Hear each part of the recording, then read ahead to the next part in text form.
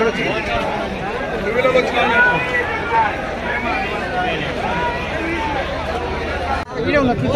రాష్ట్ర వ్యాప్తంగా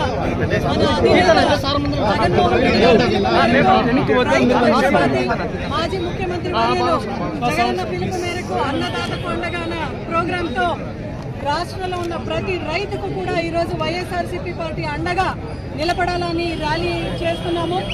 కూటమి ప్రభుత్వం అయితే ఎప్పుడైతే ఏర్పాటు చేసినారో అప్పటి నుంచి కూడా రైతు పట్ల నిజంగా చాలా చిన్న చూపు చూస్తున్నారు. ఈ రోజున పెట్టుబడికు చంద్రబాబు నాయుడు గారు ఎన్నికల మేనిఫెస్టోలో పెట్టుబడి కింద 20,000 ఇస్తామని చెప్పినారు. ఇంతవరకు కూడా 20 పైసాన కూడా పాపానికి 20 పైసా కూడా ఇవ్వలేదు.